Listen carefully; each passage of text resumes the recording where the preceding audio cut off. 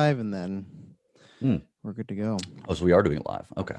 Yeah, because then it's just instead of me having to record, upload the video after, which can sometimes take like an hour to 3 hours depending on the size. It's sometimes just easier. I almost didn't because I wasn't unprepared, but I had a little few minutes. I'm like, okay, I'll do it now. So. You're gonna show everybody the hearts, huh? Oh, I have, yeah, and I'm sure there'll be somebody in the comments being like, "Why is it that?" Well, you know what? I'll explain. I'm gonna tweet this out to skip the ads. Oh, look, I think we're already live. How about that? We are already live. Awesome. Now I just gotta figure out how to share. I'm so technologically. How's the Zencaster been working out for you? Good, except until I forget to hit record like 5 minutes into the show, and it's like, Yeah. crap. Well, the other day I was like, okay, I'm just gonna hit record right now, and then I'll mark the time I start instead of hitting record when I start recording because it's just way easier that way. I don't forget. Yeah, the only thing that I screwed up on last week when we recorded our WandaVision stuff is we had two other copies, so it was fine, but we didn't get to use the Zencaster because that little tab on the right corner, I forgot that was the delete, and I hit it. I thought it was to open it, and then I hit it, and then it deletes it. So I was like, okay, I've never. It was like at 1 a.m. I'm like, okay, I'm never doing that again. I'm not editing. But yeah. I didn't have to be out, but yeah, it was just funny. I'm gonna tweet this out real quick.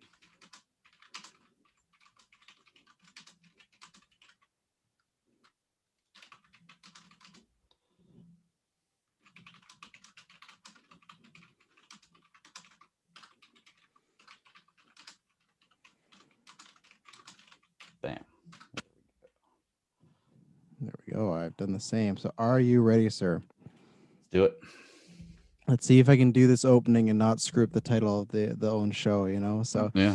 Hello, ladies and gentlemen. Welcome to another edition of Batman, You Complete Me. I am the you want to get nuts? Come on, let's get nuts, Travis Snell. And I'm joined by I am the Batman who doesn't mind killing, Craig. Oh boy, yeah, I guess we're going to talk about that again today. So yeah, you can go back and listen. This is I think the fourth episode now. We didn't do it for Christmas because Christmas was hectic. I had planned for us to try and do because returns and whatnot, but between both our schedules and just like Christmas in general is hectic. So we're doing it now, and you can go back. We've done it we did our Killing It debate one. We just kind of did it overall while we love it. We did Long Halloween last. The next few ones we're going to do. So we're doing obviously today's about all Keaton and Burton. We're going to talk about the two films. Next one we're going to do is The Dark Knight Returns as a comic book read through. That's going to be next month. And then the month after that is going to be a profile on the Snyder Batflick kind of era, because that's a month before Snyder Cut. So I thought that's kind of a good time to do it as kind of a nice preemptive. And then I think for March, we'll do a Batman You Complete Me on Snyder Cut, because I know you're going to talk about it. I'm going to talk about it. But I think we need to talk about it together as well. And plus, we'll do a little bit after everyone does a review, so we'll have some time to sit on it. But yeah, so that's the next 3 months. But how are you doing today, Greg? I'm doing great, man. Random Tuesday off work, and we had the opportunity to record, so we might as well go ahead and do it and talk about some great movies. Yeah, I know. What's happening with Panthers now? Do you guys still do that in the off season? What happens there? We do a show every Tuesday. We just don't do a post game show because there's no more shows. But yeah, we do a show every week even during the off season, so it's always there. So obviously right now there's lots to talk about. I feel like because like it's just the end of the season. You talk about the season that just happened. At the preseason, there's a lot to talk about. What are you talking about in like that dead middle when it's like in between, like nothing's really going on right now? Like what do you talk about that week? Whatever little news we can. You'll find that during the season and like preseason and draft and stuff, our shows will be like 3.5 hours long. Yeah. When it starts to get towards this time of year, it's just really, really short. We start talking about other football too, because playoffs and stuff are happening. But the shows tend to get a little shorter. They're usually about an hour and a half, 2 hours this time. Yeah.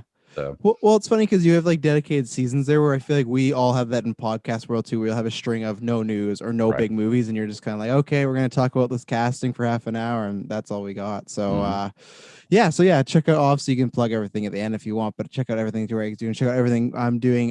Thank you to everybody that checked out both the Geek First and the GUA Wonder Woman review. That was tons of fun. So yeah, and it's not like there's any less controversy nowadays.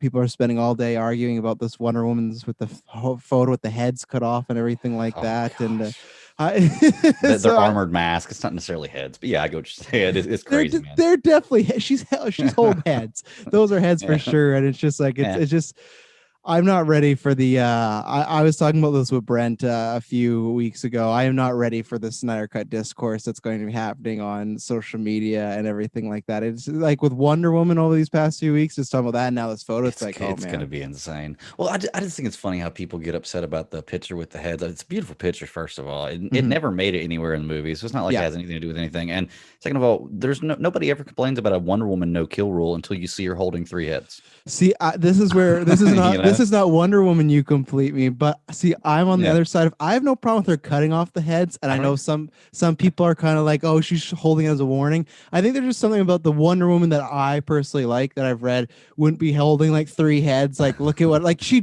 decapitated people, but to have the 3 heads to be like, look at what I've done. I'm like, wow, this is a little this is a little dark, but you know, that's what Diana was doing, I guess, back then. And The only other issue with that is that does put some bad problems on the timeline because you remember Steve Trevor was the first male she ever saw.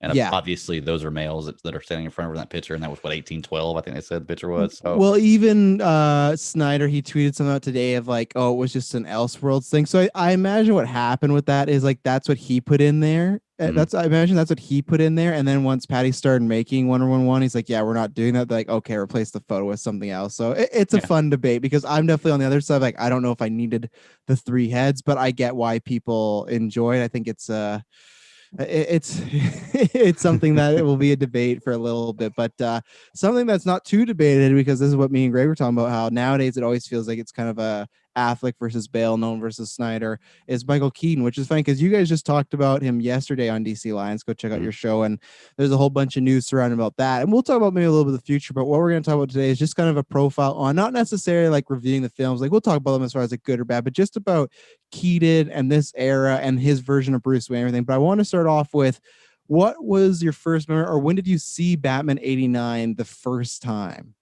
Oh, gosh. Okay. I actually, I think I may have seen Batman Returns before I saw Batman 89, to be truly Mhm. honest. Because in 89, I was either 4 or 5, depending on when the movie came out. So my parents were going to let me watch, Batman because the first one was advertised as a more adult movie. The second one was kind of advertised more. It wasn't going to be as violent as it was. So it kind of Which a complete flip of how it actually ended up being. I feel like the right. second one's way darker than the first. Yeah, Yeah. exactly. My parents wouldn't let me see it when I was younger. So I'm not sure when I saw Batman 89, but I know I saw Batman Returns first because by that time I was in second grade, so I was 7 years old. And I think I got to see Batman Returns after, not in theaters, but after it was available on home release. Mhm. My parents had gotten it. I got to see it then because by that time I was probably 8.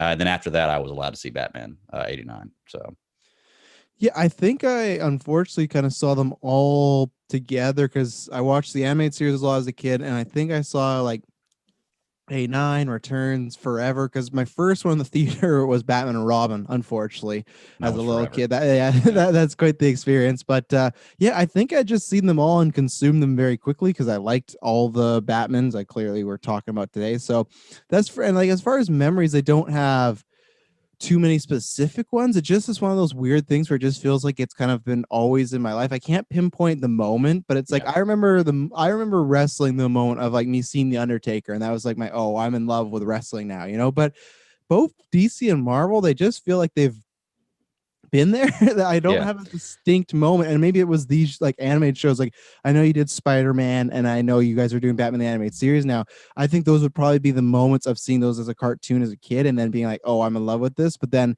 the rest of it is just all like, oh, I just like it. And you know, there's obviously we talk about this many times. There's versions I like and dislike, but or like less, but it's interesting now. And I think the other big thing to me was this always felt like even though there was 66, this felt like my parents Batman, you know, where I was starting to grow up, and then obviously Batman Robin happened, that killed the franchise, and that's how Bale ended up being like my Batman. But this was always looked at as like, okay, this is what my parents grew up with. And now Mhm. I think I'm older, I realized how such a big smash hit it was. But people always talk about that, how it was just like a phenomenon of a movie when it came out. It was just everywhere. Oh yeah. Well, it's weird because it came out 10 years or it had been almost a decade since any superhero had been on screen. Mm-hmm. And the last thing you'd seen was Superman before that. And this was a drastic change from Superman. I think I read an article on New York on Washington Post talking about how Tim Burton's Batman radically changed the superhero landscape for 30 years. And Oh if yeah. you kind of go back and look at it, it really kind of did. It's not it's not the same kind of level as like the Nolan trilogy or where we're at now with realism and how realistic these movies are. But it laid down that foundation for it. It made it more dark, more gritty, and acceptable for these superheroes to not be the guy who smiles all the time and saves cats out of the tree.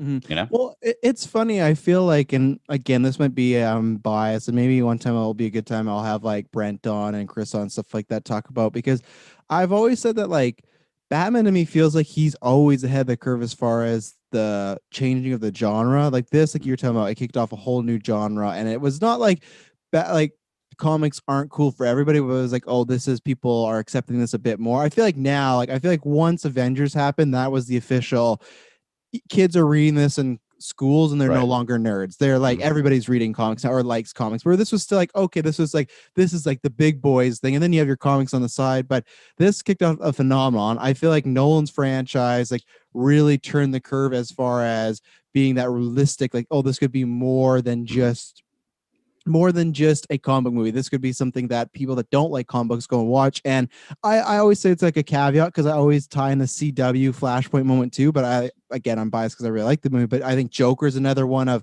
with it being $1 billion, it shows like, wow, this film was off in its own continuity, had nothing to do with anything, this small movie, and became this massive phenomenon. And now I feel like Joker and the combination of that CW Flash moment was a thing of like, look, you can do different versions and people are going to accept them or like them. So I feel like Batman somehow, there's definitely times where I would throw in Spider-Man's like Toby. That's another big hallmark. I feel like Avengers is another big hallmark of these moments where everything changed. But it's funny that, and we'll see what happens with Batman. And even to an extent, I could say BVS, because I think BVS is very important in comic book history, because, like if Nathan's listening, he'll hate it, but it is the Last Jedi of comic book movies. It's the movie that for decades is going to be debated and debated and debated. Yeah. It's the same way Last Jedi, like every week I feel like I see someone talking about Last Jedi and someone talking about BVS. Yeah. And those are the two that still, like, whatever you love them or hate them, they just still, they're so debated, right? Where other movies, it's kind of like, you either like it, you don't.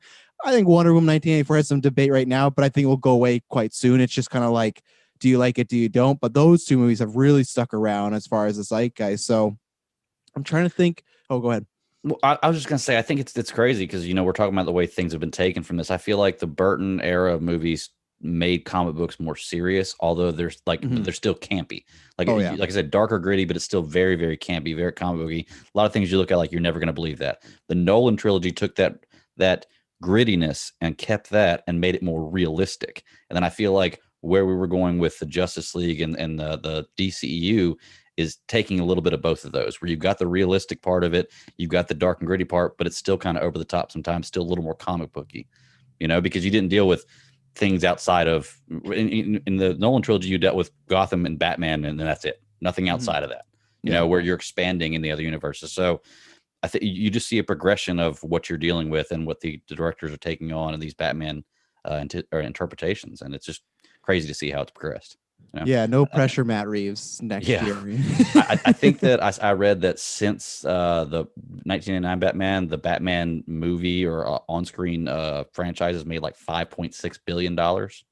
Oh yeah, it's crazy. It's one of those. It's just like a proven commodity. That's why I know people get mad with comic books and video games and movies. But just like if people still show up, it's like I remember. I think it was last month. Joker got announced that he's getting like his own sole comic book series for a year. So I remember Joe and Clay being like, "Who wants this? Like a Joker?" And then I was just like, "You may like it. I'll read it." I'd read it on the show that's going to buy, because I like these characters. So what I want to ask you first is, I'll start with the guy who kind of was the head of it all. What do you think with these two movies, as far as how do you feel about Burton's vision with these? Because I feel like there's lots of, now in retrospect, we've seen tons of his work, and I think that's what some people knock against these films, is sometimes it feels too much like a Tim Burton film instead of a Batman film. But like for me personally, I think for the most part it works. Like in Returns, when we get penguins with rockets, it gets a little crazy. That live in the cleanest sewers ever. Yeah. Yeah, like there's some stuff where it's like, okay, this is Tim Burton being a little crazy. But how do you feel about, because we already talked about even Batman Forever and Batman Run, when we get to them, they all have distinct styles and vibes and everything like that. So how do you gel with like just the Burton universe in general? Because it's funny that we're going to be, I guess, somewhat returning to it in a few years with Flashpoint. Yeah, reignition, like I said. This is the one that I grew up with. This is the first one I saw. Once again, Batman Forever was the first Batman movie I saw in theaters. Of course, I saw Batman and Robin in theaters. That was my age growing up. I was when it came out, I love the stuff. Like I remember younger seeing the Robin suit, the Chris O'Donnell first Oh Robin yeah. suit, and thinking that was the most badass thing I've ever seen. And now I look at it, I'm like, but for the time, I Mhm. think that Tim Burton, you can definitely tell a difference in the first movie and the second movie. They gave Tim Burton a lot more control in the second movie, and they had to get him back into direct the second movie. And you can see, while I think the storytelling, well, no, I don't want to say the storytelling because the storytelling had holes in it too. Mhm. The way things were filmed, you can see a progression in his directing from the first movie to the second movie. Like the visuals look better, and obviously you're a few years later, so the availability for technology is going to be better. But it just looked like a cleaner film as far as the graphics and the design and everything else. But I bought both of them. Once again, I grew up with these, so for me, they're going to be good. Just like I can go back to my dad or my stepdad and something they'd watch Batman 66 and probably enjoy it more than I do because it's what they grew up with and they have that nostalgia factor to it. But I think Burton did what you would expect Burton to do in these movies, Mhm. and I don't think that he did or didn't do anything they were or weren't expecting him to do. I think that you got exactly what you were expecting to get with Burton. A little bit darker because he always has that kind of darker tone to any movie he directs, but very over the top, very campy, but it's what they were shooting for with Batman at that time. So I think for what they wanted at that time, I think he nailed it. I think Batman 89 was the number one movie that year, and I think Returns was the number 3 movie the year it came out. So obviously people liked it Mhm. Yeah, well, it's funny with the returns that eventually got like a lot of parents mad and everything like that because because of it the way got they advertised it. Yeah, yeah, because yeah, they had so many action exactly. figures, McDonald's, and all that stuff. So you think it's a kids movie, and it wasn't. Yeah, well, I think he was kind of needed because you had like we'll get into Keaton, but you had people initially were like, oh, well, I don't know if I like Keaton and everything like that, but he you're coming from 66 and then you're coming from Superman, right? So you need like a distinct style. And like you're talking about, even at that point, it felt like Burton had a distinct style already. So you're going with a take. You're going with something like, okay, this is going to make it stand out. It's not going to be like Reeves' Superman or anything like that. Mhm. And I think it really works about most of the time. Like I said, there's a few instances where I go, okay, this is a little too Tim Burton. He's really obsessed with monsters and stuff like that. But I'd have to say it's kind of a combo between my two favorite Gothams are this and the one in Joker. Joker is still like a city. The reason I like Joker is just because it has Mhm. like I love the people in it. It feels like it's a character. It's a big plot point of the movie. But I feel both the Nolan movies and the Snyder movies. There's like a few things. There's gargoyles, but most time it feels like it's Chicago. It's something like that. They just Mhm. feel like big cities. Where this does not feel like a city I've ever seen before, and that's credit to Tim Burton. I think that's the thing that helps it. And I think on screen, like if I had a preference, if it's my number one, is my Gotham, because yeah, there is like a bunch of Art Deco, and yeah, it looks very. Now I imagine I'm very interested to watch them with my daughter to see because I was growing up in that time of like the 90s, but it was still like close enough to the 80s. My parents really liked it, and I feel like once I started watching Batman Robin, it was flashier, but it didn't seem like it was such a leap ahead. Mhm. Now, when they watch things like an Endgame or something like that, and then they go and watch the Burn films, it's like, is that going to be too dated for them? So I'm Right. interested once they get older. But for me, it never felt that way. It does have some datedness. There is like some walls that are clearly like, okay, this is just a sound stage. It's not a building. But I just love the look of it, the feel. It has this very gothic, almost depressing sort of feel, but it's all like very beautiful. It kind of reminds me of a lot of the stuff in Lord of the Rings, like the way Sauron's towers are and stuff. Like it's all Mhm. menacing and it's very well thought out. And that's what I like about it. And I think with him, especially with Batman being a darker character, it kind of was a perfect fit. Now, where are we? Because we've talked about this a little bit. Where are you on Keaton's? Let's start off with his Bruce Wayne. Let's start with Keaton's just Bruce Wayne in general, because I feel like that's always a conversation between every Batman, right? You have your twofold. How do you feel about that? Because I think he plays it a little bit differently than the other ones we've gone so far, or Yeah. after that. I didn't mind his Bruce Wayne, to be honest with you. Mhm. I know when he was cast as Batman, there was a huge controversy about it. Of course, I wasn't old enough then to be worried about that kind of controversy, Yeah. so it wouldn't matter to me. I think weren't they considering like Ray Liotta as another guy for Batman that turned it There down? was Alec Baldwin was one. Yeah, Bill Murray was at one point that too. yeah, but that was a jokey. That wasn't gonna happen. Yeah, yeah, That yeah. went through 9 rewrites. That wasn't gonna happen. Yeah, yeah. That was. I'm happy it didn't happen. Along with I'm happy Eddie that Murphy was gonna be Robin yeah, in that one. And have you ever heard the Jack Black at one point was trying to make a Green Lantern movie? Have you ever heard that? No, but I'd watch it. If Jack Black made a Green He was Lantern trying to make it movie. in the vein of like Jim Carrey's The Mask. That's what his plan was to do, I'd and watch it. I'm a little happy it didn't happen. But you'll watch anything Green Lantern apparently. Exactly. Yeah. Exactly. But no, I think that Burton did a great job. I mean, he shut all the critics up. Obviously, it was the number one movie when it came out. He also had the luxury of nobody else other than Adam West to be compared to. Mm-hmm. Which is a big thing. Like, imagine if Ben Affleck or Christian Bale was the first Batman, real Batman on the big screen. You probably think a little differently of him. It'd be that nostalgia factor. So people would love him. I mean, I'm saying people don't love either one of them now, but he has that factor going into it that he's the first. So now everything is going to be compared to that. It's kind of like he set the bar. We've got to have people, either raise the bar or at least meet the bar. And I feel like we have since then. I love all the Bruce Waynes we've had. Well, not all the Bruce Waynes. I love almost every Bruce Wayne we've had so far. But what Bruce Wayne do you not love? Well, I don't think Clooney did a great job, Bruce Wayne. I don't think he was the right I guy. guess so. Yeah, honestly, I right forgot about Clooney. Kilmer was okay. I liked Kilmer. Like, yeah. I thought he looked the role. I thought he did a great job acting it. Clooney was really the only one that kind of threw me off. But back to Tim Burton, there were some things that were a problem with Batman in this movie that were not his fault. It was just the times. But as far as Bruce Wayne goes, I liked his portrayal. I could buy it. It feels like he kind of aired it in a little bit in the second one, a little more than he did in the first one with Bruce Wayne. But maybe he's just a little more comfortable Bruce Wayne at that point. I'm not sure. Maybe made a little change. He just doesn't feel like he's got as much dramatic acting in the second one as he does in the first one. But the first one's a much different movie.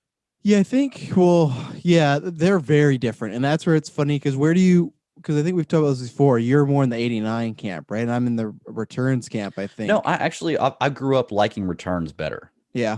Yeah. So and I haven't gone back and given these like a real solid rewatch in a little while, and I think I need to. And maybe I will like '89 better because it tends to be the one people like a little more. But it's just hard with Michelle Pfeiffer and Catwoman in the second one for me not to just automatically vote that as my number one. Well, yeah, I don't know if it's for me, if it's been over time as far as I feel like when I watch them back to back, the second one just flows and moves a lot better. I feel like it's just has a bit more idea what it is. And that's where kind of what you're talking about earlier, Tim Burton got to be a bit more of himself. And then I think that maybe helps it out. And then maybe it's also just because it's a bad comparison or bad maybe thing to say, but like I've seen better Jokers since Jack, where I haven't seen a better Catwoman in my opinion. Like that's still look at it, yeah. It's still like the ultimate, and that's why it's funny. There's all these talks today of like scoopers trying to say like, oh, Michelle Pfeiffer is come back for Flashpoint. Oh no, she's not. And I do hope it does happen at some point, but I don't think Flashpoint is where it will be. I think where it could happen is if we continue on with Michael Keaton's Batman, whether it's like a solo movie or Batman Beyond. I feel like she's someone that you could save and mark. I feel like Flashpoint's going to have enough. If you were to do another Keaton Batman movie in some sort of sense, I feel like that's a card you hold. And I feel like she also just shouldn't be a cameo. I feel like she should get a lot more. But main character, yeah. Yeah, something like that. But one day we'll do an episode on Catwoman because Catwoman's going to be in the Batman coming up. So yeah, so his Bruce Wayne is like very 50-50 for me. I love his Batman, which we'll talk about. But there's times where I feel like I feel like even though we have Affleck's Batman, which is strange today, I still think Michael Keaton's is like the most brooding Batman. He's the one, like the Batman part, but even Bruce Wayne to the times where there's one of my favorite shots of any Batman movie. And I think this is one thing that's where it's weird that out of all the live action Batmans, like this shot may symbolize to me what Batman really is in Returns at the beginning. You have the Penguin flashbacks, you have the carousel parade, everything like that. And then you have the clowns and Penguins circus, whatever, invade the city and they're like beating up everybody and they're like, send the signal. And they do the signal and they show Bruce Wayne the brooding manners in his library. Yeah, the manor, there's no lights. He's just sitting in the dark. And then the bat signal, which again doesn't seem like a great idea because if he has any company over, I'm sure there's like an on off switch. But if there's any company, the second that bat signal shows, it's gonna go into his living room. But why it's like, even as Bale, who's my favorite, I think this might be the most Batman moment on screen ever because it's him sitting in his mansion just waiting for that light to go off. I don't think he's something to happen. I don't think he's sitting there going, oh, I'm just pondering my life. I literally think he is sitting there waiting for something bad to happen so he can go out there. I think he is the most Batman because Bale, I love Bale, but that's an aspect he doesn't have as Batman. Like his Batman is trying to get out. His Batman is, I'm going to get Gotham to a better place and then I'm going to bounce and hopefully have a good life. Affleck's Batman, I'm excited to see in Justice League because his motivation was purely just, I got to get out Superman. So that's why I've always wanted a solo bat flick. And that's why with Justice League, I hope we kind of get more of like, what was his end game? Is he more of the like, I want to do this forever? Or am I, that's where we don't know. Where this, to me, and we still know with this, but luckily with Flashpoint, I feel like we're going to get this answer. And clearly, if he's still Batman, to me, he is that Batman that I really like as far as that obsessive, he will go out there no matter what. And he's not going to quit. Whatever it is, he's waiting for excuse. And that shot when it just shines down on him and he stands up and the light's brooding on him, to me, that is Batman right there. So that's where it's like, yeah, yeah. And that gif. Yeah. And there's times with Selena and everything where he's Batman, but then there's times where I feel like he's a bit more keenish as far as like, especially with the love interests. I feel like the way he's not quippy, but he's just he's not the way I picture Bruce Wayne as far as being elegant. He's very like kind of jokey and very kind of like makes fun of himself, which Bruce Wayne to me is my Bruce Wayne. I always got to clarify is very clever and very charming, where I feel like Keaton's Bruce Wayne is not charming. He's more aloof, and I feel like he's more mysterious. And I feel like that's why the women like him. It's because like, who is this guy? Like even in the first Batman 89, they're like, yeah, no one's seen Wayne in like a year or something. But it's like, yeah, they're looking for him. Yeah. Yeah, exactly. They don't know what he looks like. That happens in Dark Knight Rises, but that's for a different reason. He's making that effort and he's like, oh, I'm shut off from the world. To me, that's the only thing where he's like, he just acts a little, like I said, aloof, and he does act a little weird. Here's my comparison. Ben Affleck and Christian Bale. To me, if you look at them, you go, oh, I don't know if that's Batman. Keaton, the way he acts is kind of weird. You look, he might be Batman because he's just so weird in public. That's why sometimes for me it doesn't work, his Keatonisms in these films. Well, I look at it as like, okay, Ben Affleck and Bale, like if they're going out as Bruce Wayne, they're getting laid because they've got game and they're Bruce Wayne. If Michael Keaton goes out, he's getting laid because he's rich. Yeah. Like that's it. He doesn't have the game they have, but he just still did a good job with it. Yeah. Hey, real quick, I have some top 5 reasons why Burton is the best and 5 why it's the worst. I want to run through them with you real quick. Okay, hit it. Yeah. Okay. Number 1, the best, the Batmobile design, which we haven't talked about yet. What do you think about the Batmobile design in this movie? These movies. I can't remember where I think I ranked it pretty high when we did them. I like it because it has a distinct look, because that's my thing of like the Tumblr and the Affleck one, where they're very different, but they're just so blocky. I like when because to me it's comic books. I like when it's just like big bad ears, like it looks out there, like I like when it doesn't make sense practical, and I like the singular kind of tube he has as far as he just sits down. So I really like it. I think that's a debate, because for me, I've talked about before, there's not one bat, like it's kind of like the bat suit. I like them kind of all, but there's not one I feel the strongest about. So I always go back and forth. It's kind of like an ask me on the day, but I could see someone saying that's okay, that's fine. I could see why. I could see them saying that is a reason why he's the best. Yeah, and once again with this Batmobile, it's one of my favorites. I can't remember exactly where I ranked it either. I think I may have ranked the Snyder Batmobile a little. I think you did, one, because I really love that one. But I do love this one. This is the one I remember growing up with. I had the toys for.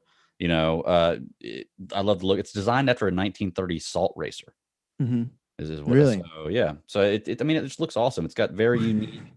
This Batmobile definitely works for me. When we get to Batman and Robin, are you going to have a top 5 of best? Hey, I don't mind no, wait, which one is the Batman Forever? Is the one where it's like the blue glowing, right?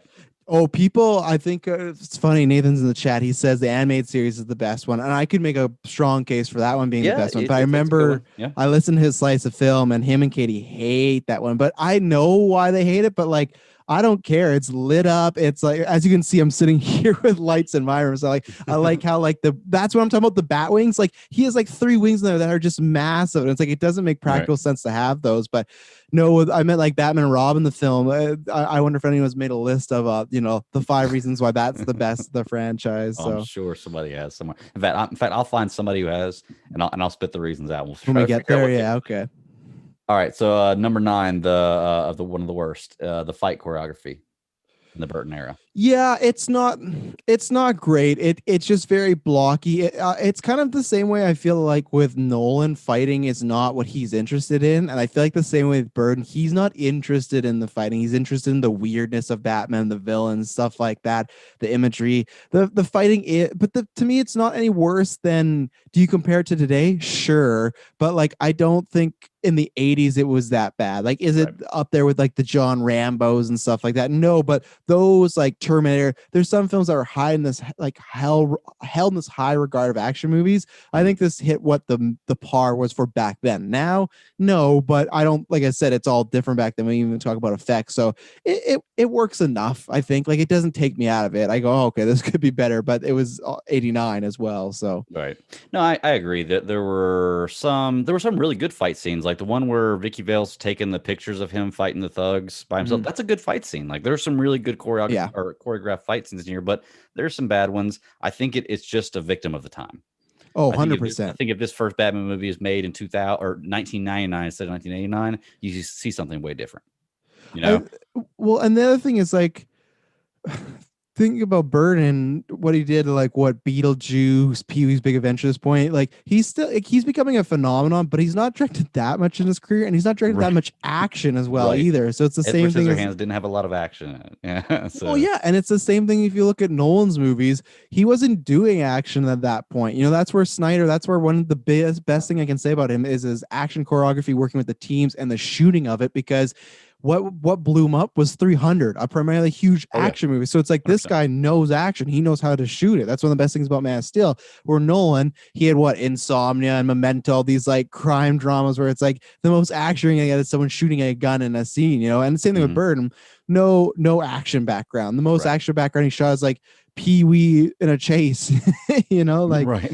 yeah. That's actually why he got the call for the directing Batman 89 or for Batman 89 was because of Pee Wee Herman. Well, yeah, because I think it was not. They didn't expect it to be as big as it was, and then when it Mhm. blew up, they're like, "Oh, this," which is still strange. I would have loved to have Yeah. been that meeting and be like, I know it blew up, but like, really, we're giving him Pee Wee, but all right. But then it also helped too. Like, I think they were already signed or talking, but I imagine after Beetlejuice came out, because Beetlejuice is really close. Once Beetlejuice came out, they were probably really happy of like, oh, we're glad we got this guy because it wasn't like a one trick pony, and Right. he went right up. So Oh yeah. Yeah. All right. Number 8, going back to the relationship with her and with Bruce and Selena. Love the way she looks in the costume. Love the way she portrayed the character. The red lipstick, the pale skin. It just works, man. She's perfect, perfect, perfect. I hope. I'm not saying I won't ever see a better one, but I hope that the next Catwoman I see is going to really blow my socks off, because this one's the bar to set. And I'm sorry, but what's the girl in Zoe Kravitz, No, that's the new one. The girl that's Anne in the Nolan Hathaway. trilogy. Yeah, Anne Hathaway. She didn't do it for me. No, and I also don't think she got the time though, because like I if agree. you look, I yeah, agree. if you look Yeah. at Batman Returns, they're like it's so much about them. Where like Catwoman and Dark Knight Rises is like the fifth plot element in that movie. Yeah. There's so much going on, but no, I agree. It's one of those, and that's where for me, if you look at comics versus movies and there's different interpretations, this is where I prefer the movie interpretation to comic version, because most comic versions they kind of make Selena Kyle in Returns like a little mentally off, a little off kilter, right? Like she has some stress, Well, but after she was even killed. Yeah. yeah, well, exactly. Yeah, Yeah. but even now, if you look at most comic books, Catwoman, she's pretty well put together. I Mhm. think they nailed other than that part, which I like adding that as a wrinkle to the character because she's a broken character.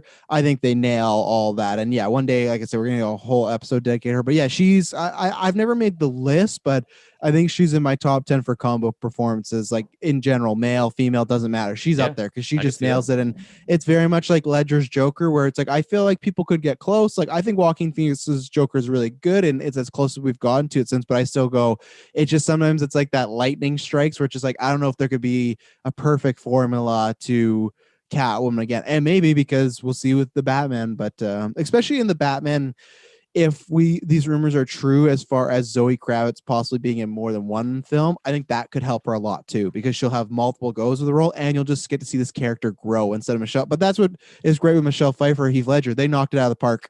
One film, one and done. It's just like just Mhm. perfect. So Yeah, it's perfect castings. I don't see a ton of terrible castings in comic book movies. I do some really, really good castings. I could mhm. probably name a handful if I really thought about it, but really great castings in most of these movies. All right. Now the next one for not is the stiff suit. I think this is just a victim of the times once again. Same. Yeah. For it's the first change from the Batman 66 or the Christopher or Adam West suit, which was Big the change. spandex suit. Yeah, huge change. It's something they went with to see how it looked. Every action figure you see of a superhero has this molded body. And at that time, I think that was probably the best thing they could do. So I just chalk that one up to the times. Well, yeah, and to me, it doesn't bug me that much because there's still many people that list it as their favorite one because it not just because I think nostalgia that helps, but it's like it is iconic. That purple or the yellow symbol right on the chest, Right. the whole suit being black, and I think it's my favorite cape out of all the Batman films because it has like the way it goes down and the ends of the cape. It's like it's very like it is bat wingy in a way as far as like the ends of it are it comes out and then goes back in, comes in, goes back in. It's not it's not practical, but like it looks cool. So and I think the biggest thing with his that actually only bugs me is kind of like the cowl because it is just so stiff and like the ears are so big and pointy. So that is a little like, okay, his head looks massive, but I've always liked the suit and same thing just of the times. But even of the like, I still hope, I know that's one thing you bring up, but I still hope we see that in Flashpoint. Sure, a little updated, but I want that natural design back or that aesthetic. I think that if they're going to use Keaton and Flashpoint, which it looks more and more obvious that they are here in the future, that I want to see this old suit. That's his universe suit. Like maybe it works for him in his universe. That's what I want to see. I know it's old timey, but that's the one I want. So let's see. Down to all right. So another best. Michael Keaton being cast as Bruce Wayne. We talked about this. Yeah, I think he's a better Batman than Bruce Wayne. I guess because we talk about that now. As far as his Batman, again, I feel like he's the most like brooding out of all of them. I'm not going to say most intimidating. That's him, but he just like he looks like that Batman who is depressed, like that we hear about all the time. That's this Batman where it just seems like he's going out there and he's just doing this because he's like he feels cursed. And I think that's a Tim Burton thing as well, where he kind of puts a lot of horror on his leads, and that's where this guy feels like he's just trapped in this nightmare, but he's not fighting against it. Like I think Bale and Affleck fight against it in different ways. Bale wants to eventually retire. Affleck is literally having nightmares about it. Where I feel like Keaton's Batman would be in a nightmare, but then he would just sit back and chill with the nightmare because he's just like that messed up of a guy. I don't think he's as messed up as Val Kilmer's Batman, which we'll get into, has some very traumatic stuff going on. But I think he is. I like his voice too, because there's like I think it's a happy middle of the Affleck and Bale one, as far as Bale's is too growly for people, and then Affleck for me, I like the box, but at the same point, I wish it wasn't because sometimes I feel it takes out a bit of his personality when it's like the radio thing. Where Keaton's is like just that lower tone, and it does sound different than Wayne's. Of course, you could put them two together and probably figure it out, but in the moment, I like it, and he feels just like I said, he's the most like mythy as far as he feels like a ghost in Gotham. He feels like he just appears and reappears, and his Batman is brutal. We talked about that in the Killing episode. That's why for me, that's more of a writing thing, but I always chalk it the same thing. It's a bit of the times because no one cared about killing superheroes or whatnot back then. It was just like, oh, we're just happy to have it. So that's why I kind of write off, but I get why people don't if they're talking about killing. And he's a very brooding Batman. He has lines in the movies, but they're very, like I remember his conversations with Vicky Vale in the first one. He's very short. He just uses his words. He feels like he is trying to mask himself. Where even Bale and Affleck's Batman, they talk quite a bit under the cowl. I think that's also just a change of the times as far as you want the action hero doing that. You need that. But back then, it's just like he doesn't have many lines in the Keaton like masked up. But I think that's where I think he thrives in his Batman role more than his Wayne role. Okay. I can see that. I mean, I honestly feel like if you have the square jaw and you have you do the voice all right, it's pretty easy to nail a Batman in the suit role type deal. Keaton actually was the one who had the idea for the voice. They weren't even going to have him use a voice. He decided to do a different voice because he brought up the good point of being realistic. How am I going to talk to Vicky Vale's Batman, then talk to Vicky Vale's Bruce Wayne, and her not know who I am? And it's a great point. It's one thing that's always bothered me, which is why I like the voice modulator that Batfleck uses. And even Chris Nolan, Bale's Batman, with the swear to me thing, it works. It's something that people are not going to recognize when they see it. So that's what you need to have with Batman. I'm glad he introduced that. It's funny because it feels like that Pattinson's taking the Keaton route where it's not growly and it's not Affleck's thing, but it just But sounds it's like it's a different. lower key. Right. Yeah, it just Mhm. sounds like it's different than it because we hear his Bruce Wayne voice and his Batman voice. We haven't heard much dialogue. Unfortunately, that movie got delayed till 2022, so we won't get another trailer for a while. But I think he's taking that approach. And I think it is tough though, because if you do a low like even Bale's one, people say it sounds funny, but even a lower voice, you don't want to come off as like a puppeteer. You don't want to go like, oh, I'm Batman. Like you got to Right. find the right, and that's what I think about Keaton's. And I think that's most of Burton's movie. It had like a creepy feel to it. Like it had like I can't like usually can't trust Batman, but this was like I can't trust this guy at all. Like he almost talked in like whispers in a way. He talked not quietly so you couldn't hear him because you had to listen to him. He didn't Right. yell like Affleck and Bales. They both get really high key and they get really powerful. His is like he's gonna whisper to you because that makes you have to listen to him, you know, and all his things, like even with Joker, when he's like, "You killed my parents," like it's very just to the point. It's just like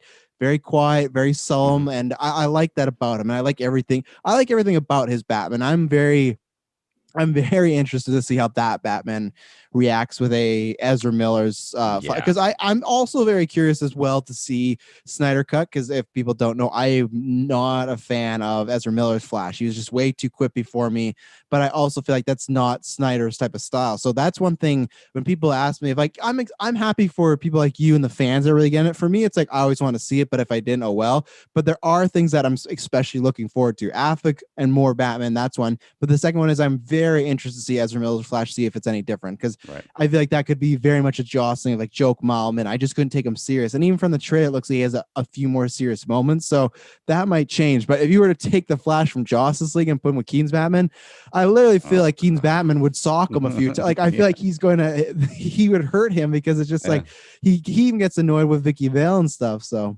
Yeah. I agree. yeah. All right.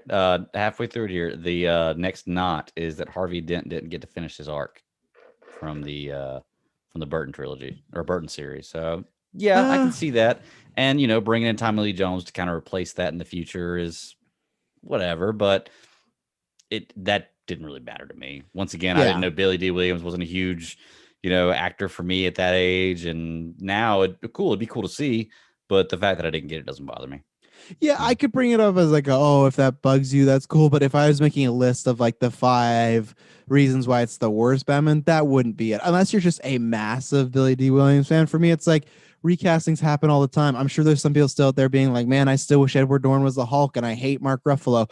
I still wish Edward Norton was the Hulk. I liked his Hulk better than Mark Ruffalo's, but I go, you know what? Mark Ruffalo's doing a decent job. This is the way we go. I don't think MCU or like the Avengers, that's one I would never list like one of the 5 worst reasons is because like Edward Norton's not. And I'd be like, Right. oh, it's a bummer, but like Exactly. that's not a one. So yeah, I don't think I would count that one exactly. But I would have loved to seen it. And I'm happy he got to do it for the Lego movie. But yeah, it would have been Yeah. an interesting choice because Tommy Lee we'll get to. I think he's awful in that movie. He's just awful. Yeah, But we're gonna get to him. Don't worry. We might focus the whole show on that one right oh there. yeah. All right, so the next one for best is the theme, the score, I guess you would call it. Danny Elfman's score in this movie. There's no debating on this. Absolutely amazing, amazing. Oh yeah. See, Like, that's good because I had some bullet points to bring up too, and I was going to talk about the scores. Let's talk about that now. yeah, So it's interesting because I actually don't think we did that on the rankings episode, our very first episode, as far as themes, because obviously it was like this like controversial thing when Danny Elfman did Justice League. He's like, there's only one Batman theme, but it's like mhm, I really don't think there is. Like it's because I am a Batman theme, but I can hum you all the Batman themes. People are gonna hate it. The Snyder one's my like least favorite just because it's like the least memorable. And I've also heard it the least as well because Nolan had 3 movies, Keaton had 2, and it's been played for a bunch. The '60s one's pounded in my head, and like I guess Batman Forever's was Kissed by a Rose, so maybe I'll put that yeah, one you'll put below. that one. But Yep, I'll put exactly. that one, even though I like the song. But like Yeah, even Snyder, I know it's like dun dun dun dun. I know all the themes, so I think they're all good in their own way. But as far like I think this literally comes down to like a preference because like I do go Nolan just because anytime I hear that just Hans Zimmer just and it just like Mhm. when it starts going, I think I just got a rush of every moment. And I just remember in the Dark Knight when there's that moment when they realize like the hostages are like like they do, the Joker does that switch at the very end where he makes the hostages dress up in the clown makeup, and then the Yeah. like the his bad guys are dressed as the hostage. And just when the music hit and he's taking out cops and everything, it was just this moment. But the theme of this movie is like, it is iconic. It is kind of like the Superman 19 or whenever it came out, 1978 is when the first Superman came out. I can't remember, I can't 78 or remember either. 74, Yeah. but it is that like, I think most people know that one. It is exactly what I expect to hear in Flashpoint when we go to Gotham. It's kind of one of those you kind of have to do it. And it is, I think, because it's a bit more of a simpler one. But Danny Elfman in the 90s and 80s, he was fantastic. But I like, as far as a theme, it'd probably be like second for me, but it is one of the, I can see easily if someone says, "Oh, it's the best Batman theme," I'm not going to argue because it is a great theme. Right. I'd actually have to go back and look at this. That might be something good. We need to have a show where we just rank different Batman things. Like I know we ranked, in our first show we ranked some things like Suit and Batmobile, stuff like that. Mm-hmm. We could have a lot See, more because I'm not sure about this one. I know I really enjoy this one, and surprisingly enough, Batman vs Superman, my favorite movie, but I love the Batman theme for that movie for what it is. I think it's awesome, fits perfect, love it. But I don't know if it's necessarily one of my best Batman like themes. Like mm-hmm. right now, sticking in my head, and maybe it's because of recency bias, and I listen to it a few times a week, is the Batman the Animated Series intro, dude. Oh When I, yeah, when it's I hear so that, good. when I hear that, I'm like, Mm-hmm. yeah. And I complained to Travis that the intro feels like it's too long. Like it feels like it could be split in half and be a perfect intro. But the whole intro is really great with the music and just the way they walk it in and the way it ends. Like I deal with that music quite a bit, like I said, once a week. So it's pretty stuff. Oh yeah, honestly, I'm with you there. That not even thinking about that. Like now with Batmobile on that, I could make a case of that being number one. And it's funny. So Nathan in the chat says like he would argue "Beautiful Lie." I would be, I would get into semantics and say that's Bruce Wayne's theme. That's the way I look at that, is because anytime Batman's on screen, it's like dun, dun. But anytime it's about Bruce Wayne, like when there's the Martha moment, to me, okay, yes, he's in a massive Batman suit, he's kicking ass, but like that's a Bruce Wayne moment. It's him feeling like a human. So that's the semantic argue I'd have as far as that's Bruce Wayne's theme in that. And then now it's Wonder Woman's theme now about truth and justice and everything like that now, They used it in 1984, but yeah, that's one thing I think that's been lucky. And even so far, look at, if you go back to the suit reveal of the Batman, he has this little theme now, and I've listened to that a lot. And obviously, it's just the little score, but uh, I think and especially because I can't remember his Michael Giacchino. He's somebody that I really liked his earlier work. Lately, I haven't loved, like he did Doctor Strange and Spider-Man. I didn't love those, but then he also did like Incredibles and stuff like that, and a lot of those like classic Pixar ones. So I'm kind of very 50-50 with him, but the Batman theme so far, and even the trailer for the Batman has like the Nine Inch Nails song mixed with his theme. Yeah. And it's just like awesome. that theme sounds really good. And I'm very excited to see what that score is going to be. But I think, again, kind of luckily, like most Batmobiles, there's a few. I think he's always had great music, and I think that's going to continue with the Batman. And Keaton's for sure is that. So, damn it, you just made me want to go watch the Batman trailer, not new, the one with Pattinson in it. Now I heard that and I was like, no, now I got to hear that song and that theme together. oh Man, yeah, I still I still probably watch it almost. I won't say once a week, but once every 2 weeks, because I just get a reminder, and I just get a reminder like, oh, it's delayed. And I'm also just like, Nirvana is one of my favorite bands. Just anytime you can combine Nirvana with superheroes, I'm into it. So it's yeah. All right, Dennis, right here. The next bad part about it: no Arkham Asylum in the Burton movies. No, that's not like, because even Arkham Asylum is technically in the Nolan series, but it's nothing special. So no, Right. and especially because I feel like Arkham Asylum, that lore has been built up way more after the Batman '89 series. It Right. was definitely, Arkham's always been there, but I mean, like, there's been a whole video game. There was a great comic book run with Grant Morrison. Like the place Arkham Asylum has definitely risen in prominence since then. So yeah, but also too, this is supposed to be the beginning of his career.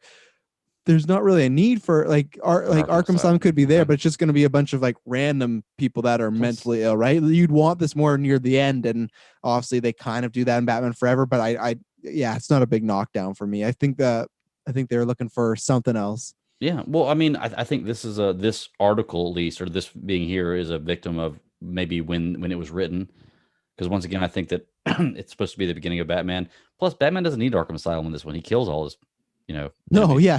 So I mean, Where's the where's he going to Joker put him? going? Just make Yeah. Arkham Asylum a morgue, and then it would work. But Yeah. this one actually kind of contradicts the next point, because the next point, we want to spend a lot of time on this. The next point about how the best part of this Burton era is the Gothic style. And I'm Mhm. like, well, how can you say that this is like the second best part of this movie is the style of it, and then not say, well, because they didn't have Arkham Asylum there, it's not good.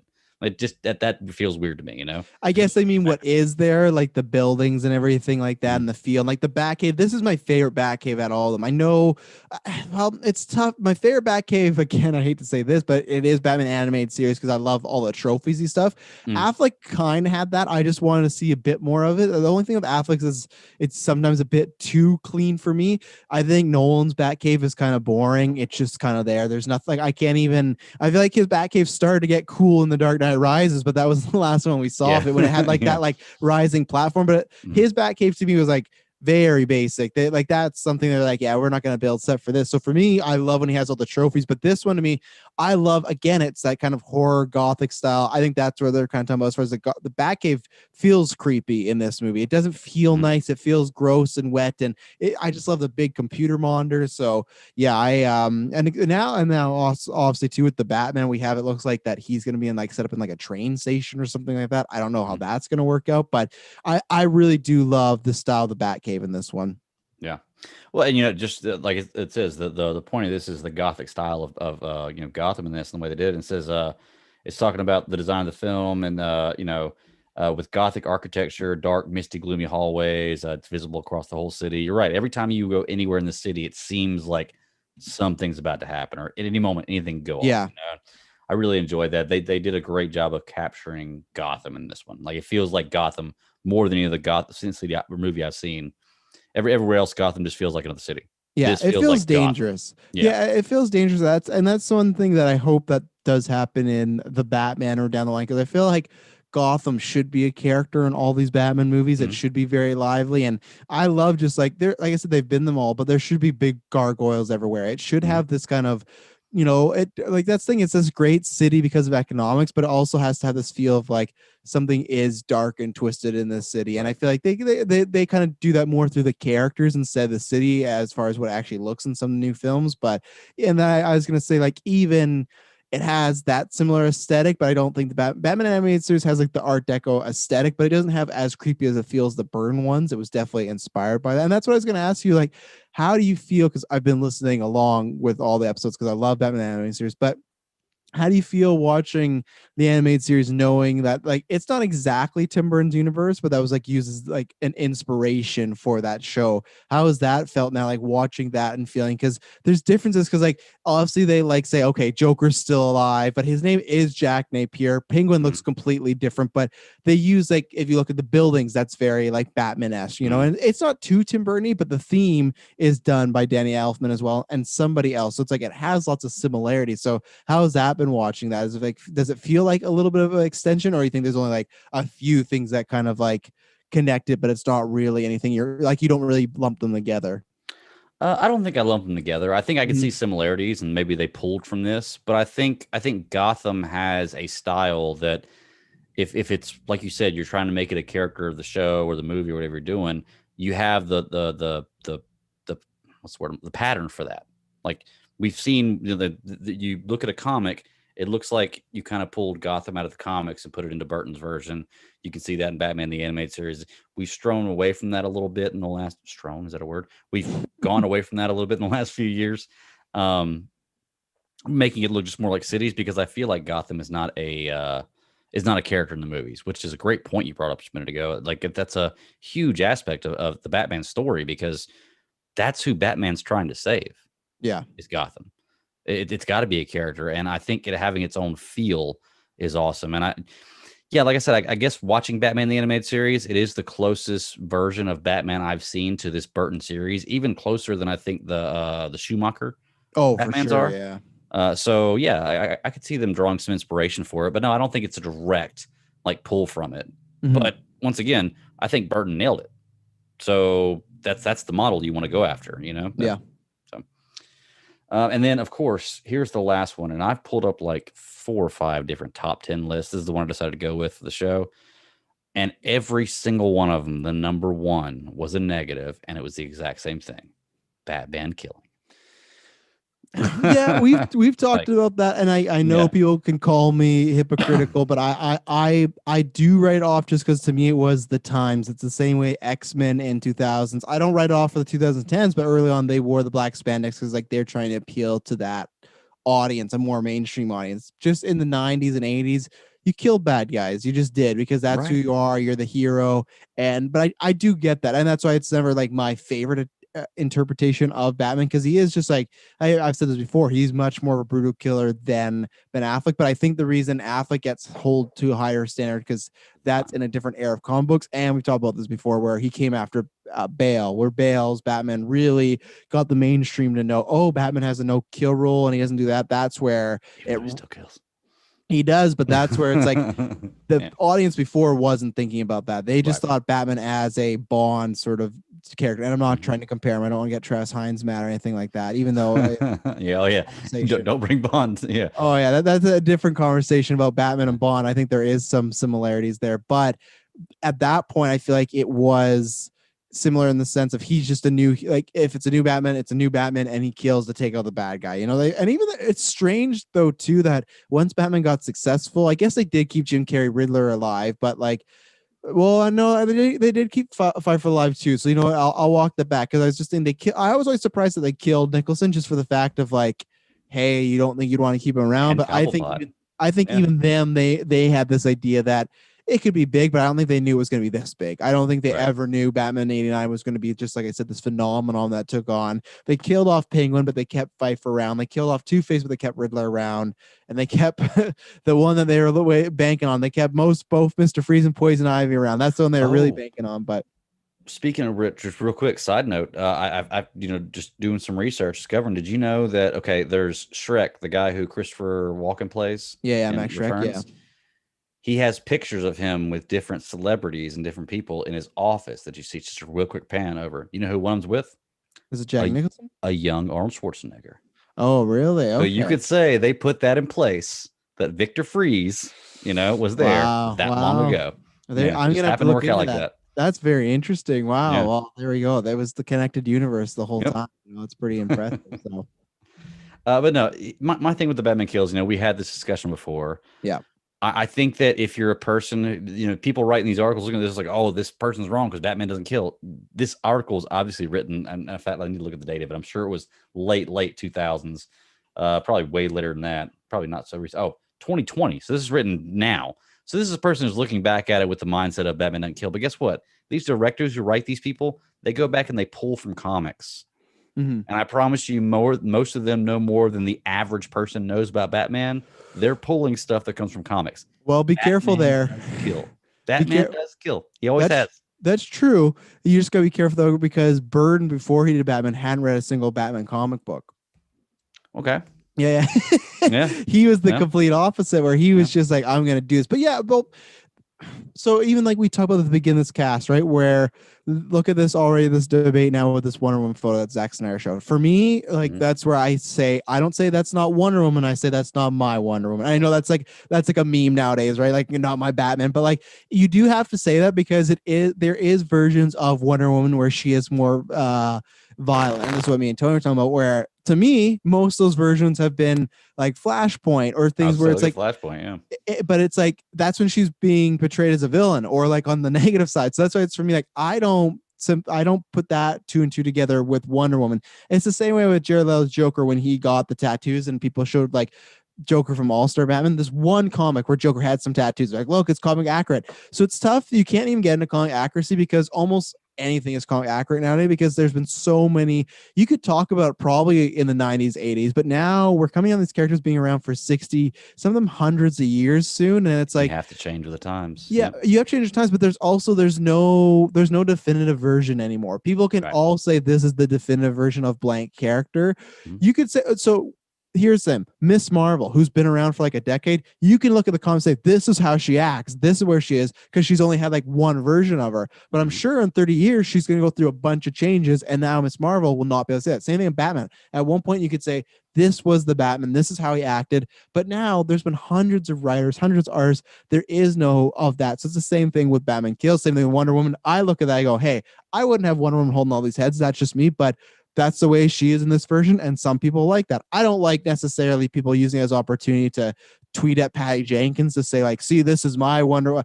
I don't like that. I've had problems with Jared Leto's Joker, Zack Snyder. I've never once open up my Twitter to go tweet directly at them. I'm not, I don't, right. Anyone that does like that, does anything, yeah, anyone that does that, I just kind of write you off right away. Okay, you're kind of an imbecile, because it's just like they're just doing a version, and like even then, they're probably not going to see this, and they're going to wipe their tears away with their millions of dollars. Some people do care, but I think when it's just like comes down to version, same thing with Wonder Woman now. She's becoming a more popular character. I know people might think, what do you mean more? But it's just like anytime a film gets put out, more and more people see it. Another generation's introduced to her. Same thing. This Wonder Woman film was probably the first time thousands of people had seen Wonder Woman, like kids had seen her for the first time, right? So it's like it's always, and when someone grows up, if my daughter grows up, she might think that this version of Wonder Woman is her Wonder Woman. Her version, and that's the same thing with Batman. It's the same way as for me. It's like for me, the animated series is my Batman. Live action, no, but for me, it's that, and that's how you've seen so far.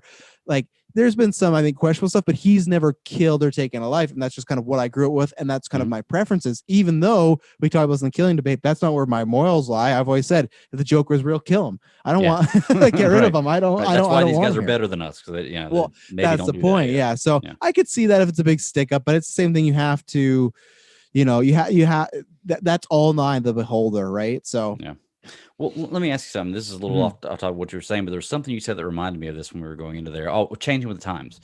So do you think that we're ever going to be at the point with Batman where Bruce Wayne is not the main Batman people know? And like we have a Terry McGinnis, we have a Dick Grayson, we have a Slade Wilson.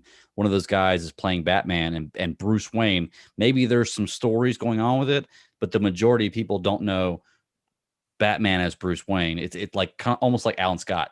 Like you don't, when you think of Green Lantern, that's not the first guy you think about, but that used to be who you thought about, So do you think we'll ever get to that point with Bruce Wayne and Batman? It's interesting because it's funny as we talk about this. I haven't read them yet, but go check out, I'm sure on the podcast network on Weird Science, The Rundown. He's going to be doing this on the DC. This week, they launched that DC Future Slate thing. I'm sure you heard where it's like they're doing like an out of continuity, like a run for 6 months of like, here's a bunch of characters in the future and what's going on. And in this future, Lucius Fox's son, I believe, is the new Batman. That's what it is. So that's why it's good. The comic's called The Next Batman. And I will likely read it because it's Batman. And that sounds interesting as far as whenever there's like, oh, there's a new Batman, it's always like, okay, who's this gonna be? Once I said it was Lucius Fox Jr., I'm like, okay, that could make some sense as far as like his dad's working with Batman. There's a lineage there. I could see him as a child like training because like Batman inspires him, right? I think you could have a 1A and a 1B. I don't know if there's ever going to be a replacement. One, just because Batman's been around for decades, it's tough to really get past that, right? Because every time Batman comes up, you're going to go back to, hey, what was the first? And you have films already like 89's Batman and stuff like The Dark Knight, which almost won an Oscar. That's where it's stuff like those are some historical pieces. But if you look at someone, we're not there yet, but I feel like we're 2 years away. Look at Miles Morales. Look how popular that character is getting. Oh, yeah. He's becoming almost just as I won't say almost just as popular, but he's starting to get to the level as Peter Parker. I think you could see in 5 years him be more or just as popular. That's what I mean, where I don't think people are ever going to throw Peter Parker inside and be like, you're no longer Spider-Man. But I think it's going to be like a 1A and a 1B. I think it's always going to be, it's the same thing. Sometimes it's like in the NFL when there's a conversation for MVP. It's like there's right now, I feel like this season, I'm biased. I love Aaron Rodgers, but there's a debate between few people, right? So there's kind of, even when the awards given out, there's going to be like a runner-up, stuff like that. I think you could get a Terry McGinnis. I think you could get I don't know what other character it could be. If they've tried it with Dick Grayson, but I think that was a mistake there that I think people just prefer him, including myself, as Nightwing or Robin. Don't try and make him the next bat. Like that's why I would work with Terry McGinnis because like he started as, oh, I'm trying to be Batman. Terry McGinnis or Richard Grayson did start as like, I don't think I think to me, Richard Grayson always been like, I don't want to be Batman. You know, like he's seen what Bruce has happened. So I think it is possible. I think it just takes that good character. And Terry McGinnis, people still don't know him. But again, 5 years ago, tons of people didn't know who Miles Morales was. And look how much he's already blown up. So I do think it is possible at some point. And to even 10 years from now, all it takes is if we get Batman Beyond and that happens, they cast a great actor or actress as Terry McGinnis, or like I've said before, they might do Batgirl. In my opinion, they might change it up and say instead of Terry, we'll do Batgirl because, oh, look, you could tie it together like it's Gordon's daughter. That's why he takes her in. That's why there's a kinship there. Right. I could see a character getting to that level, you know? Okay. Yeah, and I feel the same way. I mean, I don't think that we'll ever be completely done with Bruce Wayne. I think he's always going to be a part of these stories. Yeah. But I think there's a point in the future, and it may be 10 years from now, where when we refer to Batman, we're not talking about Bruce Wayne anymore. We're you know, there's still going to be some Bruce Wayne stories, but it's very rare for a character to last. Well, okay, so 89 was when Batman came out. When Batman 89 came out, obviously, that was the 50-year anniversary. So we're looking at what 75 plus years now, or 72 plus years now. For when the comic book version came out. Yeah, from the comic version. So you said 89. I'm like, it's not been that long. Yeah, no. So how long is Bruce Wayne going to retain the Batman title? And it makes me wonder about stuff with like Superman and Clark Kent and everybody else too.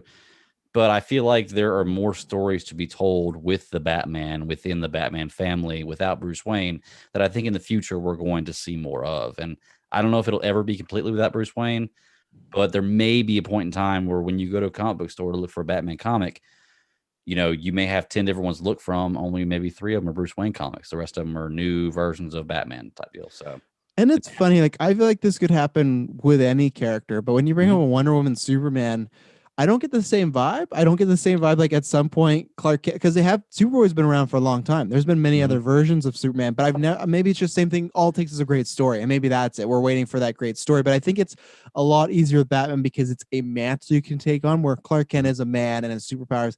Then someone might counter, well, how do you do that with Spider-Man though? Because Miles Morales is the same thing. That one's tough, where I just think they ended up creating a great character and it worked. Where something like Superboy, he's been around for a while and I think he has his fans. I know Brent's a big fan of him, but I don't think anyone ever could say, I know multiple people that could say Miles Morales might be their favorite character. I don't know if Superboy is anyone's favorite character, Right. And that's where it's tough. So it's an interesting conversation. I think it's also a little different there too, because when you talk about Wonder Woman, Superman, you're talking about gods. Yes. As opposed to men. I agree. Men's life, we know men are going to die. We imagine gods to be immortal. Not saying they are, but even if I don't imagine a god to be immortal, I imagine to live a lot longer than a human. I completely agree. And that's where, to me, that's why when I was talking about like, how does Peter Parker get away with it? I think because he is just a guy that got bit by a spider. Yes, it's with his heart and his passion. And yeah, it's because he, becomes a hero and all this stuff. But at the end of the day, he was just a regular guy, where Clark Kent has never just been a regular guy. Donna Prince has never been a regular woman, like they grew up as gods or aliens or something like that. Or Peter Parker at one point didn't have bus money and was getting turned down by girls, Yeah. Oh yeah. So dude, what's so great is that we didn't even take any show notes because we're like, oh, I bet we could talk about Batman just forever. Not even have to worry about show notes. We've already gone an hour without Well, I have 3 more points, and then obviously we'll have some probably other things we'll talk about. But I want to talk to you about, how do you feel about his relationship with Alfred? Because I feel like this Alfred is a lot more of a, I feel, bitch. I wasn't gonna go that route. I'll definitely go servant route, but I feel like you have like Batman. Like if you have the Nolan series, I feel like that's the closest we get to that father-son almost dynamic, where to me in BVS, I don't think it's a father-son dynamic. To me, that Alfred feels like a coach to Batman, where he feels like, exactly. A teacher, like he feels like he is someone that does love him, but he is more helping him. He's guiding him along the way, where Alfred, of course he helps him, but he does always feel like he's more fearful of what he's doing, where this Alfred, he is like, I would say he is literally a servant, but not a servant as far as like, oh, the maid and whatever. I mean, like literally like how we're talking about gods would have servants or confidence. That's how I feel like he is, where he does drop like a kernel of nugget. They don't have that much of a great friendship, but I feel like he is there to Batman has a mission, and whatever he needs done, this Alfred's gonna help him out. Like, I love the scene where multiple times he always says to like put on Alfred to go lie to Selena Kyle or Vicky Vale, like he'll make up some story, and he just does it. So yes, you could say like he's a bitch, but almost like take that as like he is like the hand to the throne. That's sort of like in Game of Thrones, how like every king had the hand. That's how Alfred is. Like, no matter what's gonna happen, he's gonna do what's best for this king. It's not that deep. This Alfred is very much just like he's just there to help and have some one-liners. And I like the actor that portrayed him because I think he did exactly what they wanted to do. It wasn't a deep character, and I think he nailed. I think they had a really fun back and forth. I think it was fun for him too to stick around the whole franchise. He was like the Q or something. That's where it's like yeah. when people talk about Bond and everything, like he is like Bond in that sense in the beginning where he had those sort of things where it's just like, I get people's, and I know that's where Travis was bringing up with the Hector Navarro guy. I didn't think that's what Hector was talking about. I thought he was talking about like, he just didn't like the idea of there being multiple Batman films because it would get not serialized like Batman, like you wouldn't have a congruent story. I'm fine with that. I'm fine with not. I do prefer, if you were to look at me and said, hey, we're going to do 9 movies, what would you rather have? Would you rather have 9 with all the same actor and same characters and story, or would you have 9 and it's like a different actor every time? Of course, I'm going to pick the 9 with the same story every time because I'd like to see that progression. I'm a guy that I love the MCU. I've always said I want a Batman Harry Potter series where he starts off like very young and you get to see the like, and that's where I think that's what Hector's trying to point out there. Where I do want to get to a point where we see Robin and Batwing and Nightgirl, and not just in their own movies, but like together and like with Batman. That was I'm very excited for the Batman. It looks like everything I want, but that was always my disappointment when like, oh, we're starting with him young again. It's like, oh, so that writes off Robin and Batgirl right away, you know? So, but up to that point, as far as Alfred, I think he did what he was needed. And I think they had good chemistry, you know? Yeah, no, he did a great job, and like you said, they brought him back for all the movies because obviously he looked the role. I feel like in these 2 movies he played differently than he did in the following ones, where just the role was different. But I like the progression of Alfred as Batman has moved on, where it's become more of a, like in the 89, the Robin in the Batman Returns series, where it's more of a servant, even though there is the one scene in Batman Returns where he explains, or is it Batman Returns, Batman, and I can't remember, where he explains that Alfred is his family. It's the only family he's got. Yeah. I think it was in Batman 89. I think it is to Vicky. Yeah. Yeah. It's to Vicky. And I get that. I mean, so they do kind of touch on that, but he's a very, very backstory to the entire Burton series. You could almost not even have him in there and just mention him by name and maybe see him a couple times without any lines and get away with the same thing you did there. So I like the progression they've made with Alfred in future versions of Batman. But this one was a start. And, I don't think you have to have a fantastic Alfred to have a good Batman. No, but it helps. I think it definitely helps. The same way we didn't talk about that. Like, I didn't put in the notes because Gordon to me is non-existent in these movies. He is, at least Alfred has some character and some sort of importance to Bruce.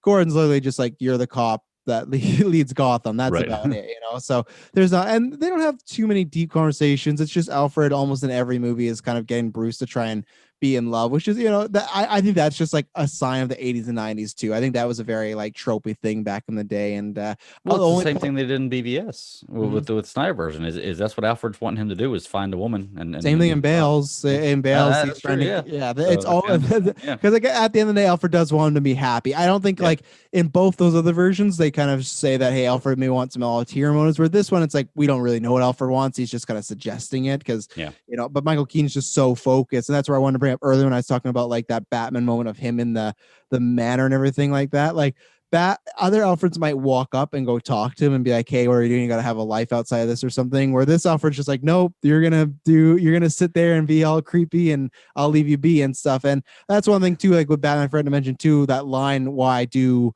really like Keaton's Batman is I do feel like he's that Batman I like where he is kind of psychologically off, because one of my favorite lines in Returns is Penguin is choking him and he's like, you're just jealous because I'm an actual freak and you got to dress up in a mask to look like a freak. And then Batman says, you're probably right. So it's not like he has like he doesn't even have like a quippy, like it is a quippy one liner, but it is just like if you dive into that psychologically, like he does know like, yeah, I'm pretty messed up. And that's what I do like. I do like Batman when he is like he's a little kooky and a little crazy on the inside. I was gonna go ahead. Well, I was just saying one more thing on Alfred. The only thing Hmm. that made me mad about this Alfred, not the only thing. Well, I could probably think of more if I thought about it, but one thing that makes me mad is why the fuck do you let Vicky Vale in the Batcave when Bruce Wayne's down there as Bruce Wayne? I That get is she's an been there yeah. before. She's been there before with Batman, but why the hell do you let? She didn't know she was under Wayne Manor. Like, No. why the fuck do you take her down there with Bruce Wayne as Batman? Like, just like, oh, come on, first movie, seriously, you're already breaking that secret. Come on, dude. That's a decision you definitely need to let him in. Alfred Yeah, Alfred should not get to make that on his own. But I do like right, in Returns they do make fun of that when he's like, "Oh, I'm just doing my work," and I look over, "Hey, Vicky, how'd you get in here?" "Oh, Alfred let me in." Like they do fall out, right. but it was that to me is one of the weakest things. So it's tough because I think, and we'll talk about one day. I think they nail the chemistry, Keaton and Pfeiffer, and it's also because they used to date. But it's a thing of it Wait, does Keaton and happen very Pfeiffer actually used to date? yeah, so Oh, I it didn't was know a that. big Wow, okay. it was apparently a big it's just a Hollywood uh like urban legend, but they did date. But apparently like there was someone else that was cast Catwoman, didn't happen, didn't work out, and then they're talking about Pfeiffer and Keen was maybe like I don't know if this is the best call, like because it Yeah. was his ex. Like I don't know if this is the right move, and I think that kind of worked. I think that kind of worked out because I think that some of their chemistry is because I love their like we'll talk about it again one day with Catwoman, but their chemistry has like a sense of being uncomfortable with one another and but Mhm. in the movie it's portrayed as oh it's because they're hero and villain but to me I realized like in real life it was uncomfortable because like Right. they used to date in real life but I think that works for these characters because it is like these characters both know they're doing something that they're not supposed to.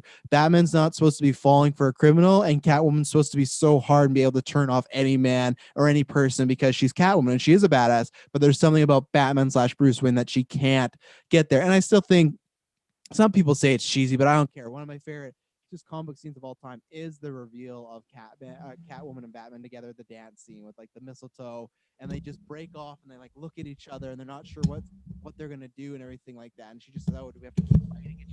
It's so good, and those two together are fantastic. But with Vicky Vale and him, I I like them, but I don't think they have the same chemistry him and Pfeiffer do. And I think it's super quick for he's dating her for like 2 weeks and he's already considering about telling her it's Batman. It's different with Catwoman. Like that's what I like about Batman Returns. They both find out each other's secret identity accidentally, like because they're both Mhm. smart and they put together. He literally is just thinking about telling Vicky Vale, and it's like you've been on one date with her, you guys have slept together once or twice, and you're thinking about telling her this huge like you don't even know how this is gonna pan out in a month, you know? So Right. that to me is always the weakest thing. I like Vicky Vale enough as a character, but that romance is the weakest in that first film because it's just so quick and it but that again that's why I don't hate it so much because it is just like that's a sign of the times that was always in 80s 90s movies whereas people would Mhm. meet and then the week after they are mortally in love and they can never be separated so that's just kind of like a trope that's kind of just like a movie's trope but especially back then love like falling in love was the easiest thing for both of them, Oh yeah. you know? So Oh yeah. Yeah. I mean, coming back down to I guess Selena Kyle was the conversation we were having here about, right? That's where Well, it we talked started. about oh no, we talked about Alfred, and then we talked about Alfred. him and Vicky in the Bat Cave there, and then we went off to the love interests. Okay. Yeah. We've gone on a couple tangents. I was trying to figure Yeah. out where the point started at. But yeah, starting at Alfred. I think we kind of beat that Mhm. dead horse. Like he did a good job. I didn't mind Alfred in this one. What was your next point? I know you So said you had yeah, two more so I points. was gonna ask you. So my next two are kind of if you have any other ones, throw them out because one of them is like a what if scenario, and then one of them is about the future of them. So do you have anything else to throw out? No, I've spent all my notes. So So obviously, Batman. Well, there's two, I guess, things happen. Batman Returns originally was supposed to have a Robin in it. It didn't happen because just some reason script changes. It's funny. One of the Wayne's brothers was cast as Robin, and he says he still gets money from Batman Returns, like to this very day, because like it's something in his contract. But then also there was plans to try and get Keaton back for number three. It didn't really happen because the studio wanted Burton to change his vision so much, and then Burton was kind of like, "Well, if he's gone, I'm gone." I was gonna ask, what do you think this Batman, Keaton's Batman, would have been like with a Robin? I would have enjoyed it. I don't Mm-hmm. I don't want to say that it would have been better because they could have totally botched the role and it not Yeah. been. But I have no reason to believe they wouldn't have done a great job. They did bring him in Batman Forever, and that was with they brought in the over the top circus scenes and everything Yeah. else. So I Yeah. think it's just kind of one movie later than what it should have been, maybe. Because I didn't like them bringing Chris O'Donnell in as Robin, already fully grown, this type of deal. I think Robin should be. Sorry, Batman recruits kids to do his dirty work. Robin should be a kid when he starts out, at least, or an adolescent. Yeah. But I think that it would have made the movies great. But I also feel like part of the reason why Batman Returns suffers a little bit is an overcrowding of characters. Hmm. I think that with Christopher Walken and with the Penguin and with Michelle Pfeiffer, I think you just had too much, and the little bit of Harvey Dent in there. I think you had a little bit too much going on. So I think that adding a Robin into this might have been a little much. Now, had Tim Burton had the third movie and wanted That's to what I was going to ask. Robin Yeah, then, third one. Yeah. then I think that was a perfect time to do it, because now you've established Batman. He's been through a couple of villains. He's gone through his lumps, because at this point he'd be a few years into his career, and that's the perfect time I to would introduce think Robin. I'd say like almost coming on like they never give timelines, but in my mind I'd say like at least almost 4 to 5 years or something like that. Yeah, I agree. So Returns, I agree with you. I don't think it would have fit. I think that would have been a whole different movie with Forever or whatever they would have called it. Keaton, like, because to me with Bales, we see like a little bit of a Robin, but like the thing is, we already see that he will work like with that movie with Lucius Fox and Gordon. He works a lot with others, so he to me doesn't really have that. He will lie to them sometimes, but he doesn't have the how does this loner work with somebody? Mm-hmm. I hope we get to see that with Affleck. They introduce that, whether that's HBO Max series, whether it's graphic novel, whether that's more in Justice League. I've always said I want more of the backstory of Robin. I love the Batman and Robin dynamic. So I hated Dick Grayson, though. God, I hated Dick Grayson. But go ahead. well, you mean the suit in there, The or suit, who? yeah. Oh yeah, I The don't one who like got the killed. shorts and everything. Yeah. No. I hate that the version they chose to kill in the Snyderverse was Dick Oh yeah, Grayson. no, me too. Like, I don't I like that can't either. stand that, Yeah. but I can live with it. Go ahead, sorry. Yeah, I don't like the suit though either, because it's like the weird like shorts and like I don't know why he has shorts and like I don't like that. I get in like the 60s, but in this version it's like you got Batfleck and then you have Robin and like these like sports shorts. Like I don't know, it's strange. But with Keaton's so Affleck we never get to see, but with Keaton's it's just he works with people, but he's just such a loner and he's so to himself. It would have been very interesting to see him taking on an apprentice, taking on somebody under his wing. And I think it would have been really fun to see Keaton act that out. And I think that's hopefully why I really want Batman Beyond, because one, I just love that concept, but two, we kind of would get that it's not Robin, but it's kind of like that spiritual successor of like, this could be the first time. Because I bet in his, well, I don't know.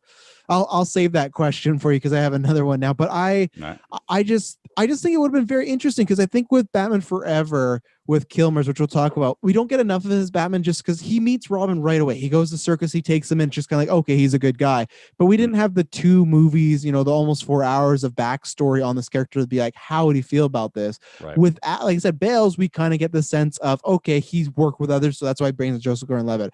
Affleck's, he used to work with others. He's already working with Justice League, so there's a point. Where in Keaton's universe, he's so separated and isolated. Would he work with us? And obviously he would. That would be the movie. But I mean, like, how, like, even bringing this person in, because we talked about before with Batman just sitting in that manor, this Batman is kind of really still, even in Batman 89, when he goes to Crime Alley and he lets his parent, he sees his parents, he's very like, when he sees Jack Napier, aka the Joker, he's just like, looks like he's seen a ghost. And he's not like Batman where he's like, he's getting into moves, he's doing this, he's just like shut down. And that's why it would have been interesting to see this Batman having to deal with a Robin, the loss of his parents, those conversations. And that's why I kind of hope that transfers over to Batman Beyond. And that's what I was going to ask if they do, which obviously it sounds like they're doing Flashpoint, but I think in Flashpoint, you'll have to learn a little bit what Keaton was up to, and maybe we get a Batman Beyond. Sure. Do you think they will say he's had a Robin in that time, or do you think they would use Batman Beyond as like his first apprentice? Because obviously now there's been tons of years between him being in 92 and returns to Flashpoint, so he could have easily had one, lost one. Or do you think they just say, no, he's been alone this whole time? I absolutely hope that they bring in the fact that he has a Robin in these years, because you're going to be looking at like a 30-year time jump. Yeah. So I'm hoping that in that 30-year time jump, I want to see a Nightwing. I don't care if I see a Robin. Give me at least the fact there's a Dick Grayson, and Dick Grayson was there. Played by Chris O'Donnell. Character. Yeah. Bring Chris O'Donnell in. I don't care. Put him in the Nightwing suit.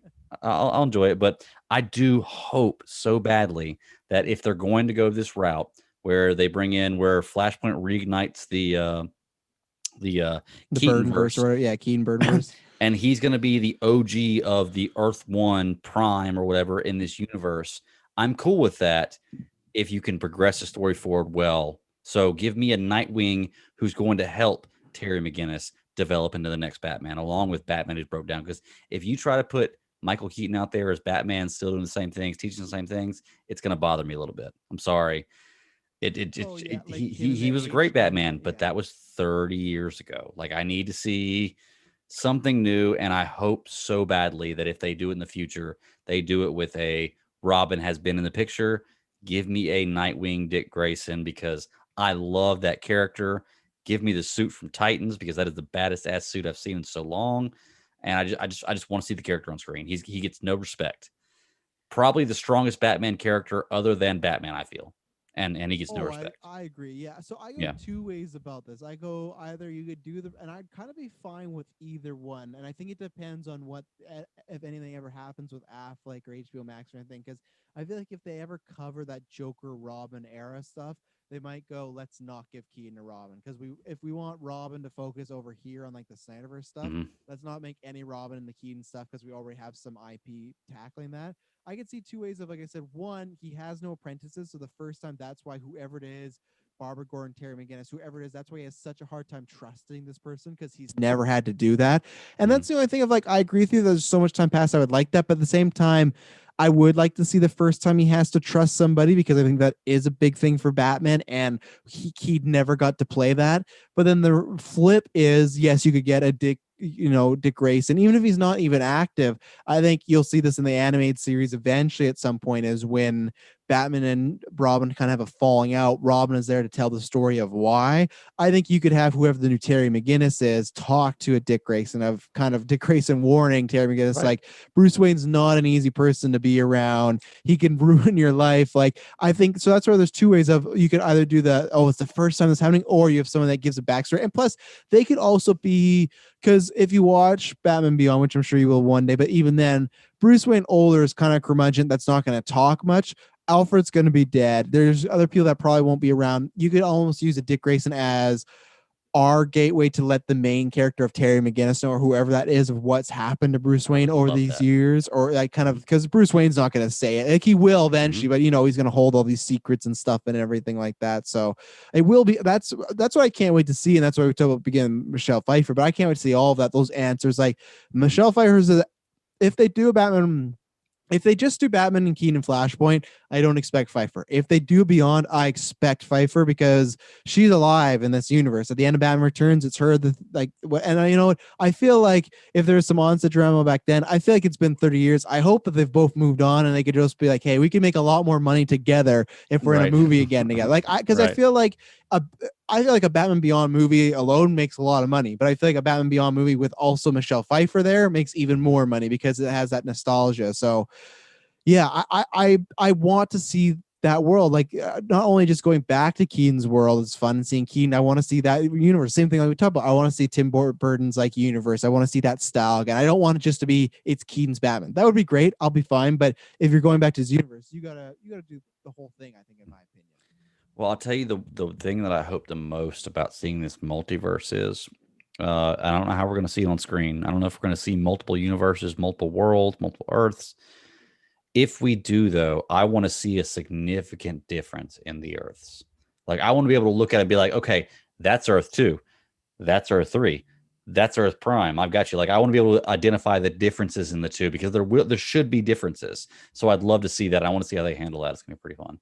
No, I agree, and that's where I think you can sometimes get into trouble with multi universes if they feel too samey. There's not much of a difference there, and then you get Mhm. people don't invest in it because it's just like, I don't want to go back to that Earth because it's almost like our Earth. It's like, that's why Mhm. I hope this is the case. But there's like some in that Loki trailer for the Marvel show. There's like a showing of like maybe the Avengers lost in New York and New York's completely destroyed. To me, that would be like, well, that's a clear differential to that Earth already because, like, Right. well, in this one, the Avengers lost and Earth got destroyed. So it's like, okay, right away you're setting off to the part where if it's just another universe where the Avengers won and it's almost the same but not really, then it kind of gets into like, okay, you guys just really want to make a Loki series and you want to find some back assword way to Mhm. be like, oh, it's not him, but it is him. So Right. what I was going to ask you, and you already said one thing, but what is your, because it's never been officially confirmed. They've talked about it, but like Keaton is going to be in this movie. I'm pretty sure. Like I think it's been so far. There's been so much talks that it's going to happen. So with Flashpoint, what is your hope? Because I know you've had some sort of, you had some worries. I know you still have some worries too, as far as like because there's this debate about him being in the new DCU Batman or anything. But Right. what is your want going forward as far as we may see Keaton again in the future? What is your hopes for this character? I think that Keaton being in the movie is confirmed. We just don't know what his role, as far as we know he's gonna be Batman, obviously. We Well, don't it know how serious was the role until is. Keaton said like, "Oh, we're still talking about." I think it's confirmed. I think they just haven't decided how much he's getting paid yet. I Exactly. think. Yeah, that's kind of Yeah. thing. It's definitely gonna happen. And we talked about this on DC Alliance last night, is I think somebody put a tweet out where it says that the Flashpoint is gonna reignite the uh The God, what Burton verse. the Yeah. Burton universe, exactly. Yeah. And after it reignites the Burton universe, that's going to spark the Batman Beyond universe. That we're going to have Zack Snyder's Bat flick is going to be a separate Batman. Mhm. However, there's the possibility of movies in the future, and that Robert Pattinson's Batman is a Batman of an alternate Earth in this universe. Yeah. With that version, with that story, I can live with that. I can be cool with that. If you give me Keaton as the Batman passing the mantle, Robert Pattinson as a different Batman on a different universe, and the possibility of having Ben Affleck come back as Batman in another universe, I'm okay with that. Like I'm Yeah. totally fine with that plan. So Yeah, I think that's the dream scenario because like I do want Affleck around, and I don't know, and like we don't know what's going on. He could use Flashpoint as like, oh, this is my saying goodbye moment. I want a good send off. But I think mhm. we've learned these past few years, whether it's in real life or comic life, you know, Affleck's back, Snarket's happening, Keaton's coming back. There's like Tobey Maguire is going to be Spider-Man again. You never say never. You never. So like anything that's being reported, it's like I always take it with a grain of salt. I can get excited, but it's like for pros or cons, like is this going to happen? We'll see, or is it not going to happen? I do think that's the way to go as far as like even if let's say Affleck is done and he's out of there, and I think I like to poke the bear, aka Travis Hines, with it sometimes, but I don't think the best move is to make him Keaton the new DCU Batman. Yeah, I I agree. think it's because it's not only that it's not that I have anything like, and that's just me saying as someone that doesn't love the DCU Batman. It's just I think that gets like a little confusing and it changes a lot of stuff for all the characters. Mhm. But I think the best route is to go, even if Affleck's not there, you have Pattinson as this younger Batman, and then you have Keaton doing the Batman Beyond thing. I think that's perfect because Mhm. there is no mix up. And even then, if Affleck stays around, so what? You have Pattinson, who's the younger Batman. You have Michael Keaton, who is the trainee Batman. Like, I'm getting the next generation ready to protect Gotham. And then you have Affleck, who's right in the middle of those two. So it's already three different versions of Batman, three very different stories. If you look at Pattinson's, to me, it's still going to be like he's learning the ropes. Keaton's is obviously he's at the end of his rope and he's trying to teach someone else. Affleck's is kind of going to be like, he could be in the middle, whether it's that HBO Max series or something like that. If it were to happen, it's like that to me are all very different versions. The same way if you were to take one man or one woman and look at them in their 20s, their 40s, and 60s, that's going to be a different story. No one's the Mhm. same. No one's the same sometimes after a year Mhm. in their life. So think about 20 years from now. So that's why I think even the Affleck, Keaton, and Pattinson thing could still work. I think they just got to be smart. I think you don't want to like here's three Batman movies in one year. Then it starts to get a little okay. This may be too Overloaded. much. Yeah. Yeah, You overwhelming, can do three especially Batman comics because not everybody reads comics, and the people who read yes. comics are going to read three Batman comics, but not everybody's going to watch three different Batman movies. Yeah, and you can do those three movies, just space them out, just a Mhm. year apart, 2 years apart, stuff like that. And that's where I think in the long run, it sucks that I want to see it. But I think the Snyder Cut coming out this year and then the Batman coming out next year helps them both because it's like, it is just like, we've never had, and as of right now, we don't think it's going to happen because people love these things, but we've still never had, hey, these are two of the same characters coming out in the same year, right? We've had like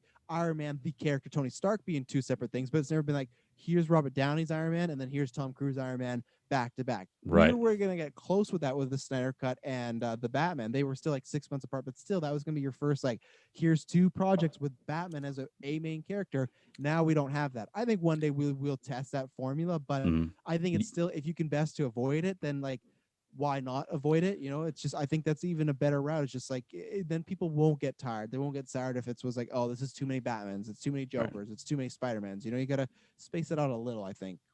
To make that work, you have to make people believe in the multiverse. And Yes. if the general audience does not believe in the multiverse or like the multiverse, that's never going to work.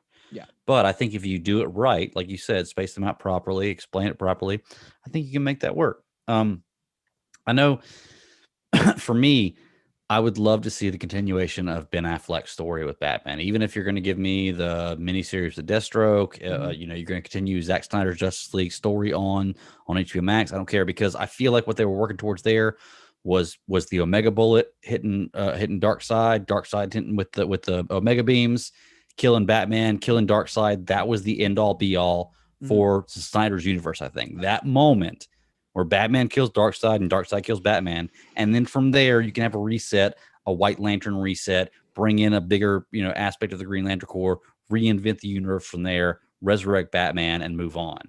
And I think that's where they were going. That was the original idea in my mind, or where I was hoping they were going. I want to see that one day. I hope that with Snyder's verse we get to see that, and if we do, maybe it'll open things up in the future.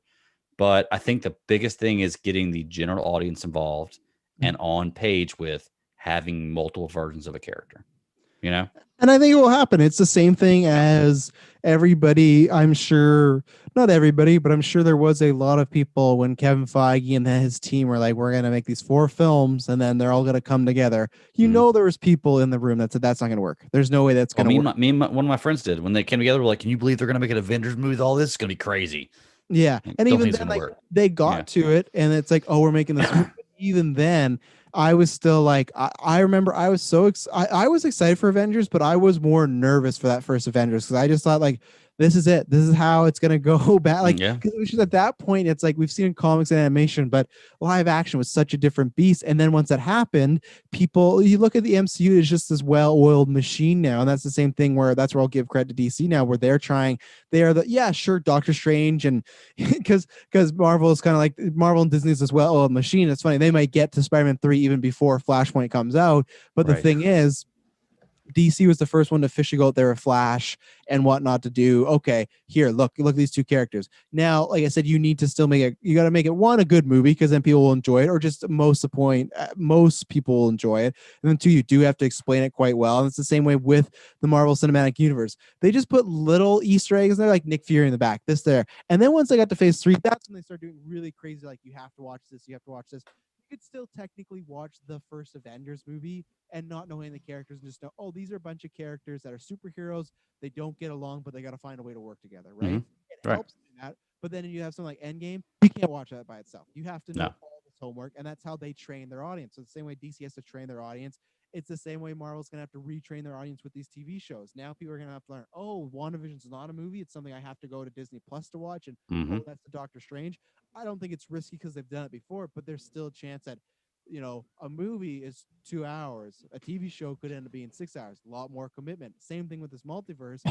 People get confused. I think Joker ended up proving that it wasn't exactly a multiverse movie, but it came out 3 years after Jared Leto's Joker.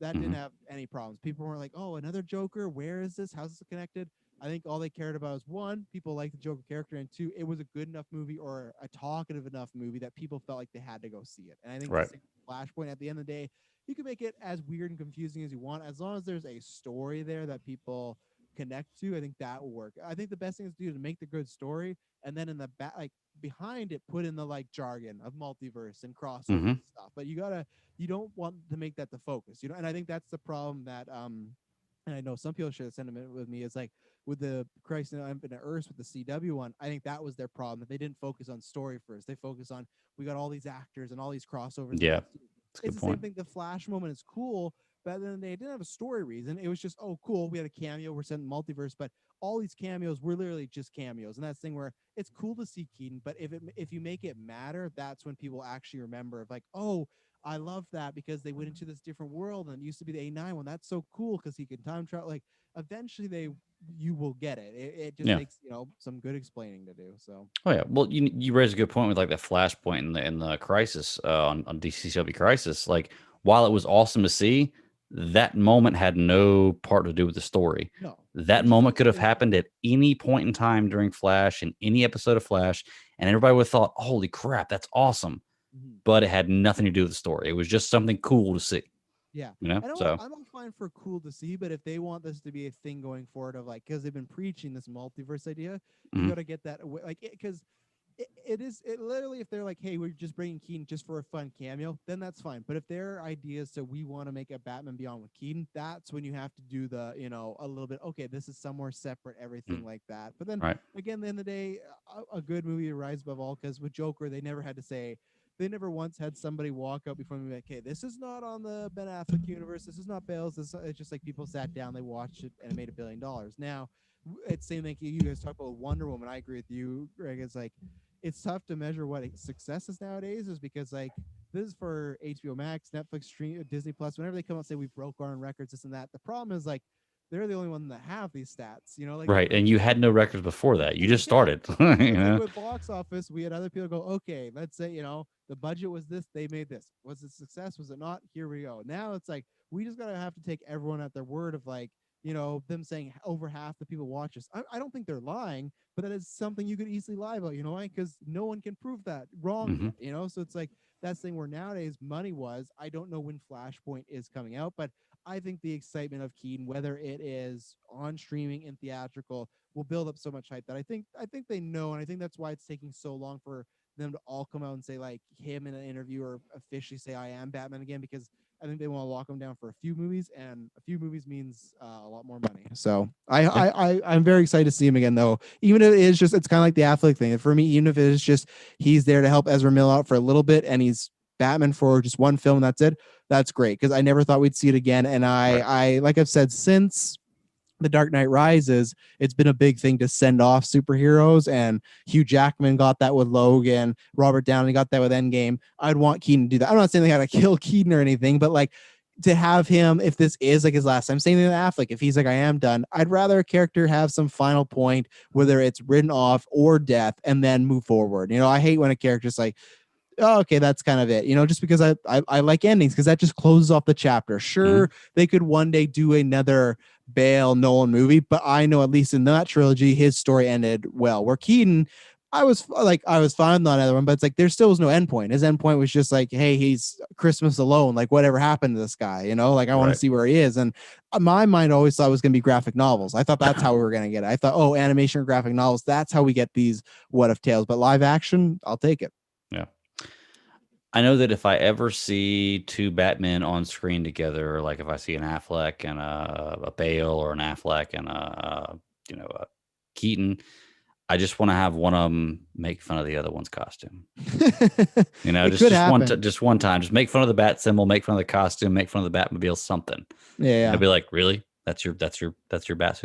Like, Keen will be like, "Oh, you let Robin die in your universe, huh? right? Exactly. Yeah, something like that. It'd be really fun. So I Mine are just, all still alive." mhm. Yeah.